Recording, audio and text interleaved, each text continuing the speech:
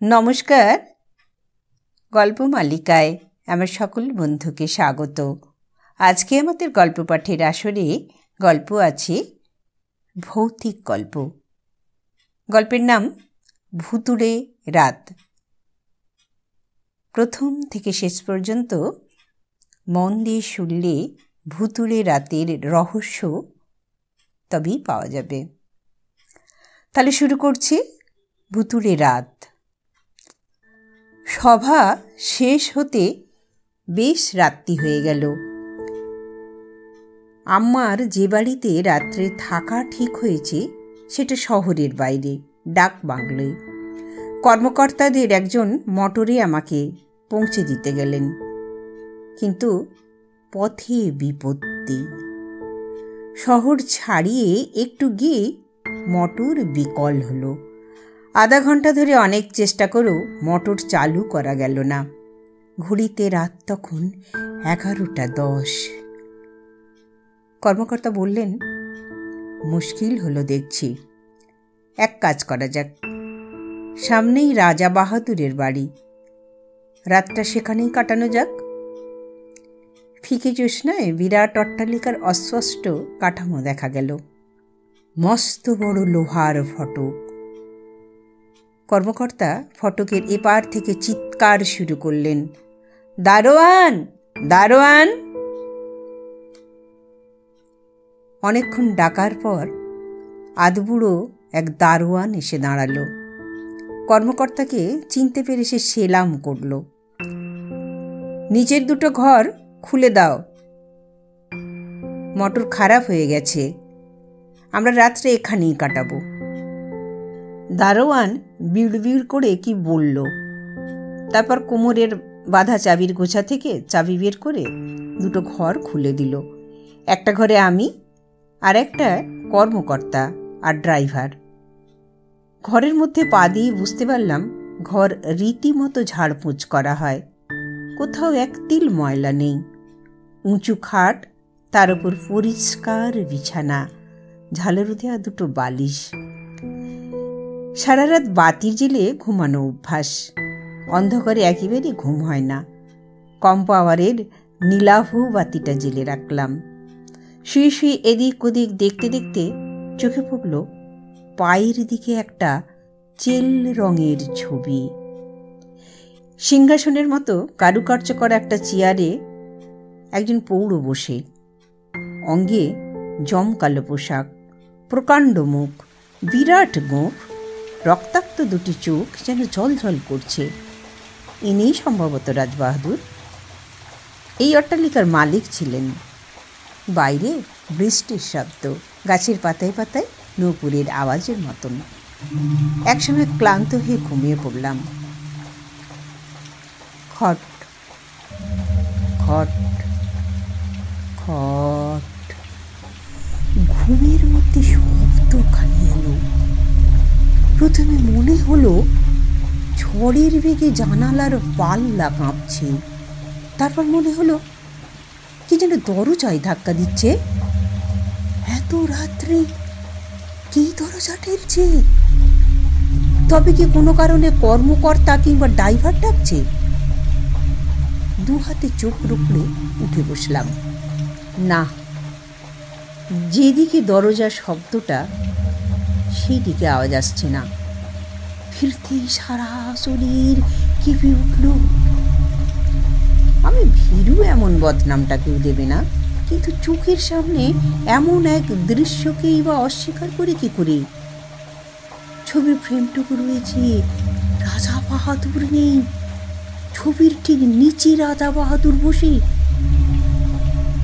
একই পোশাক, এক ভঙ্গি, নিশ্চল নিথর। তবু হাতের মোষের সিংড়ে ছড়িটা মেঝের উপর ঠুকছেন। খট খট খট। আমার মনে হলো শরীরের সমস্ত রক্ত জমাট বেঁধে বরফ হয়ে গিয়েছে। চিৎকার করার শক্তিও হারিয়ে ফেলেছি। চুপচাপ রইলাম। ঝড়ের গতি আরো উত্তম। হঠাৎ এক সময় শব্দ শব্দ করে দরজাটা খুলে গেল। হাওয়ার ঝলকের মধ্যে দীর্ঘ কৃশ ও চেহারার একজন ঘরের মধ্যে এসে ঢুকলো। এগিয়ে আসতে দেখতে পেলাম লোকটার খালি গা, আদা ময়লা ধুতি হাঁটুর উপরে তোলা, মাথায় মোটা টেকি। এদেশের চাষাভূষক লোক বলেই মনে হয়। লোকটা রাজা বাহাদুরের সামনে গিয়ে দাঁড়াতে ভ্রুকুটি ফুটে উঠল। কে কে? আমি ঠাকুর প্রসাদ। ঠাকুর প্রসাদ এখানে এত রাত্রে কি দরকার?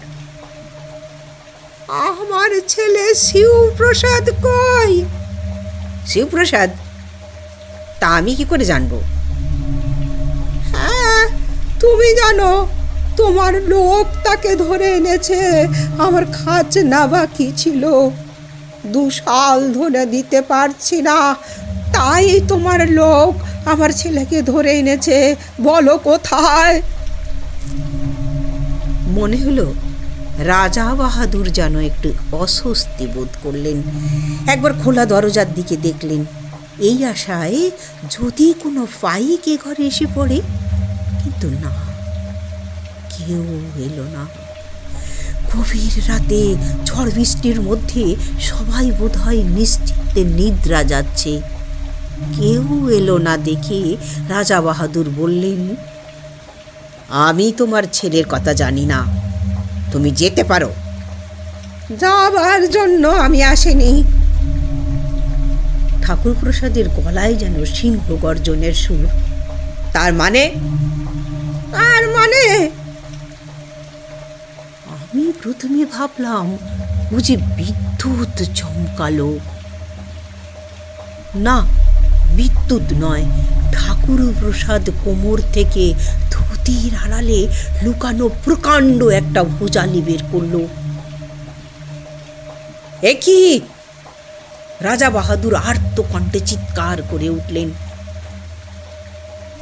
শিবপ্রসাদকে আমার চাই, নইলে তোমাকে প্রাণে বাঁচতে দেব না।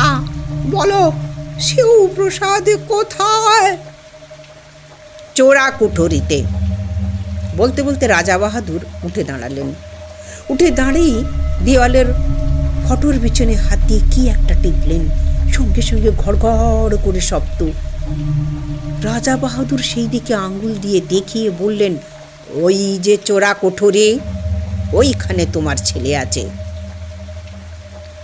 ঠাকুর প্রসাদ যেভাবে নেমে গেল, মনে হলো যেন সিঁড়ি আছে। একটু পরেই একটা আর্তনাদ শোনা গেল। ঠাকুর প্রসাদ ওপরে উঠে এলো। তার কোলে মোটা ছেলে। শিবপ্রসাদ, শিবপ্রসাদ বাবা মা। তার কান্নার শব্দে আমার বুকের ভিতরটা কেঁপে উঠল।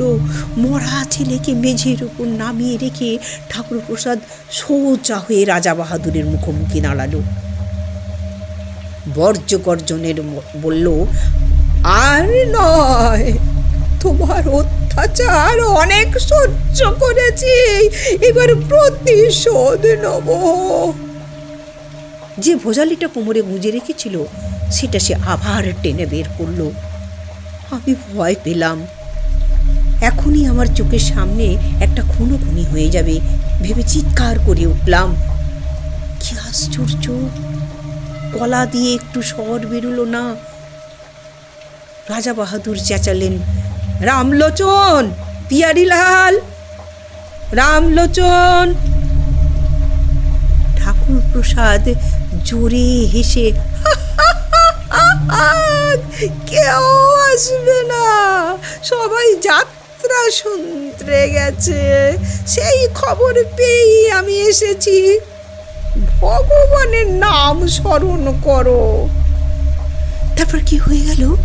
আমার চারিদিকে ধোঁয়ার রূপ। সেই ধোঁয়ার মধ্যে রাজা বাহাদুর আর ঠাকুর প্রসাদ হারিয়ে গেল। ঘুম যখন ভাঙল তখন সবে ভোর হচ্ছে। কাছের জানালা দিয়ে সূর্যের প্রথম কিরণ এসে বিছানার উপর পড়েছে। বিছানা থেকে উঠেই ফটোর দিকে দেখলাম রাজা বাহাদুরের প্রকাণ্ড মূর্তি। নেমে ফটোর পিছনে হাত দিয়ে দেখলাম চোরাকুটির খোলার কোনো বোতাম দেখতে পেলাম না। মেঝে নিরীক্ষণ করে দেখলাম কোনো ফাটল নেই। তাহলে সবই আমার মনের ভুল, কিংবা স্বপ্নে সব কিছু দেখেছি। দরজা খুলে বাইরে এলাম। গেটের কাছে দারোয়ান বসে। তার কাছে গিয়ে দাঁড়াতেই সে উঠে সেলাম করল। তাকে সোজাসুজি প্রশ্ন করলাম, আচ্ছা, এখানে চোরাকুঠুরিটা কোথায়? দারোয়ান চমকে উঠল। চোরাকুঠুরি? হ্যাঁ, যেখানে রাজা বাহাদুর প্রজাদের ধরে এনে রাখতেন। আপনাকে সব কথা কে বলল বাবুজি? যেই বলুক, কথাটা সত্যি কিনা তুমি বলো না। দারোয়ান চাপা গলায় বলল, আমি কিছু জানি না বাবুজি। বাবার কাছে শুনেছি যে ঘরে আপনি শুয়েছিলেন সেখানে চোরাকুঠুরি ছিল। মেঝেটা ফাঁক হয়ে নেমে যাওয়ার রাস্তাও ছিল। রাজা বাহাদুর মরে যাবার পর তার ছেলে বিলাত থেকে ফিরে এসে মেঝে গেঁথে চোরাকুঠুরি বন্ধ করে দিয়েছে। রাজা বাহাদুরের ছেলে কোথায় থাকেন? কলকাতায়। মাঝে মাঝে 10-12 দিনের জন্য এখানে আসেন। আচ্ছা, একটা কথা বলুন বাবুজি, রাজা বাহাদুর কিভাবে মারা গেছেন? দারোয়ান তখন কোনো উত্তর দিল না। এক দৃষ্টি আমার দিকে চেয়ে রইল। কি হলো বলো? দারোয়ান প্রায় কেঁদে ফেলল। আমি কিছু জানি না বাবুজি। আমার বাবার কাছে শুনেছি তিনি এক প্রজার হাতে খুন হয়েছিলেন। সে প্রজার নাম ঠাকুর প্রসাদ। দারোয়ান উত্তর দেবার আগে কর্মকর্তার গলা কানে এলো, চলুন মুখ হাত ধুয়ে আমরা বেরিয়ে পড়ি, সকালে কলকাতা ফেরার একটা ট্রেন আছে। তারপর অনেক বছর কেটে গেছে, কিন্তু সে রাত্রের সেই দৃশ্যের কথা আমি ভুলতে পারিনি। এখনো মাঝরাতে ঘুম ভেঙে চমকে জেগে উঠি। রাজা বাহাদুরের চিৎকার কানে আসে, রামলোচন, পিয়ারিলাল। সঙ্গে সঙ্গে ঠাকুর প্রসাদের উৎকট হাসি, কেউ আসবে না, কেউ আসবে না। ঠাকুর প্রসাদের পায়ের কাছের মরা ছেলে হাতে উদ্যত ভোচালে সে রাতে নিছক স্বপ্ন দেখেছি। এ কথা মন মানতে চায় না। অতীতের একটা ঘটনা চোখের সামনে ঘটেছিল, এ বিষয়ে আমার কোনো সন্দেহ নেই, কিন্তু কি করে এটা সম্ভব হলো এর উত্তর আমার জানা নেই। কেমন লাগলো বন্ধুরা গল্পটি? কমেন্টসের মাধ্যমে অবশ্যই জানাচ্ছেন তো। এতক্ষণ গল্প পাঠে ছিলাম আমি সারদা, আর আমার সাথে ছিলেন আমার গল্প মালিকার বন্ধুরা। আবার পরের ভিডিওতে আমাদের দেখা হচ্ছে। ততদিন আমাদের সকলকেই সুস্থ থাকতে হবে।